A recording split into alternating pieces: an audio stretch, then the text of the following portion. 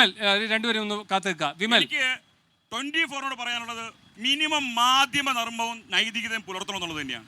നിങ്ങൾ എല്ലാവരും മനസ്സിലാക്കേണ്ട കാര്യം, കഴിഞ്ഞ 3 പതിറ്റാണ്ട് കാലമായി ഈ കേരളത്തിൻ്റെ പൊതുപ്രവർത്തന മണ്ഡലങ്ങൾ ദുർബല ജനവിഭാഗങ്ങൾക്ക് വേണ്ടി പോരാടി ജയിലറകളിൽ പോയി ശ്രീമതി ശോഭാ സുരേന്ദ്രൻ നടത്തിയിട്ടുള്ള പോരാട്ടങ്ങൾ നിങ്ങൾക്ക് എല്ലാവർക്കും അറിയാം. ആ ശ്രീമതി ശോഭാ സുരേന്ദ്രൻ്റെ ജന്മദിനമാണ് ഇന്ന്. ശ്രീമതി ശോഭാ സുരേന്ദ്രനെതിരെ അസത്യ പ്രചരണമാണ് 24 നടത്തിയത്. അസത്യ പ്രചരണം.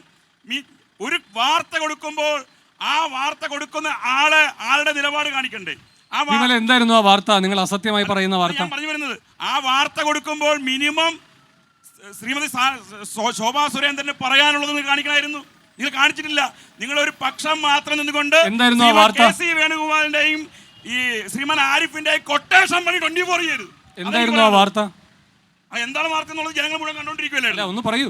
ഞാൻ ചോദിക്കുന്നത്, ഈ ചർച്ച ആരംഭിക്കുന്നതിന് വാർത്ത എന്തായിരുന്നു എന്ന് പറയൂ.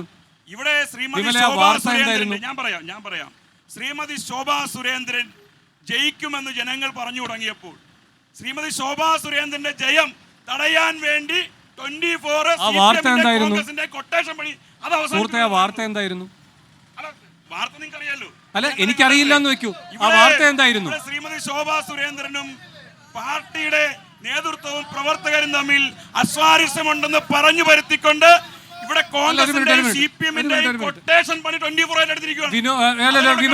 വിമലെ 24 മാത്രമേ കാണുള്ളൂ. അങ്ങനെ ആണെങ്കിൽ എനിക്ക് സന്തോഷമേ ഉള്ളൂ. അല്ല, 24 മാത്രമേ. അല്ല, എന്റെ ചോദ്യത്തിന് നേരിട്ടുള്ള മറുപടി. അല്ലല്ല, ഒരു മിനിറ്റ് ഇത് പറഞ്ഞിട്ട് പോവാം.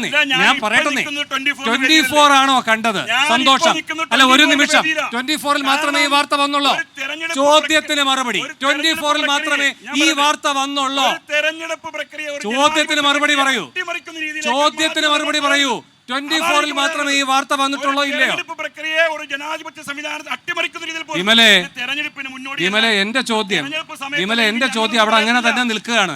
24-ൽ മാത്രമാണോ ഈ വാർത്ത വന്നത്? സഹോദര, എന്റെ ചോദ്യത്തിന്റെ മറുപടി പറയൂ. 24-ൽ മാത്രമാണോ ഈ വാർത്ത വന്നത്? അല്ല, എനിക്ക് അത്രയും കേട്ടാൽ മതി. അപ്പൊ പിന്നെ താങ്കളുടെ കൊട്ടേഷൻ ആരോപണമൊക്കെ അതുപോലെ തന്നെ അങ്ങ് പൊളിഞ്ഞു. എന്റെ ചോദ്യത്തിന് മറുപടി പറയൂ. 24-ൽ മാത്രമാണോ ഈ വാർത്ത വന്നത്? വിമലെ, 24-ൽ മാത്രമാണോ വന്നത്? അങ്ങയുടെ മറുപടി അല്ല എന്ന് പറഞ്ഞു. എന്റെ കേസ് അവിടെ കഴിഞ്ഞു. ഇനി ചർച്ചയിലേക്ക് വരാം. ശരി, ഇനി ചർച്ചയിലേക്ക്. കൊട്ടേഷൻ അങ്ങനെയാണെങ്കിൽ എല്ലാവരും എടുത്തിട്ടുണ്ട്. വിമലെ, ഇവിടെ 24-ൽ മാത്രമല്ല ഈ വാർത്ത വന്നിരിക്കുന്നത്. അതുകൊണ്ട് ആ വാദം അങ്ങ് 4ആയിട്ട് മടക്കി കീശയിൽ വെച്ചാൽ മതി. ഇനി ചർച്ചയിലേക്ക് വരാം.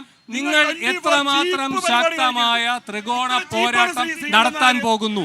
നിങ്ങൾ എത്ര ശക്തമായ ത്രികോണ പോരാട്ടം നടത്താൻ പോകുന്നു? ഞങ്ങളുടെ പൂർവികർ കോൺഗ്രസ്സുകാർ കുനിഞ്ഞു നിൽക്കാൻ പറഞ്ഞപ്പോൾ ഞങ്ങളുടെ പൂർവികര് ഈ മാധ്യമധർമ്മത്തെ സംരക്ഷിക്കാൻ ചോദ്യത്തിന് മറുപടിയില്ലേ? അല്ല, ഇത് പ്രസംഗമല്ല.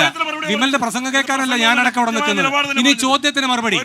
അല്ലല്ല, ഒരു മാധ്യമധർമ്മവും നൈതികയും പാലിക്കണം മാധ്യമ പ്രവർത്തകർ. വിമലെ 24 മാത്രമേ കാണാറുള്ളൂ. BBC പറഞ്ഞിട്ടോരാ മാധ്യമ നൈതികത ആരോപണം കൊണ്ടുവന്നത് 8 നില പൊട്ടിയിട്ട് പിന്നെ അത് തന്നെ പറഞ്ഞുകൊണ്ടിരിക്കുകയാണ്. ശരി, ഇനി എന്റെ ചോദ്യത്തിന് മറുപടി പറയൂ. വിമലെ, ചോദ്യത്തിന് വഴങ്ങുന്നുണ്ടോ? അല്ലെങ്കിൽ എനിക്ക് അടുത്ത അതിഥികളിലേക്ക് പോകേണ്ടി വരും. ഇവിടെ നിങ്ങളോട് ഞാൻ ഒരു തവണ കൂടെ ചോദിക്കും. പിന്നെ നിങ്ങളോട് ഞാൻ ചോദ്യത്തിന് വരില്ല. നിങ്ങൾ സഹകരിക്കണം ഇതിൽ. അതാണ് ആവർത്തിച്ച് പറഞ്ഞുകൊണ്ടിരിക്കുന്നത്.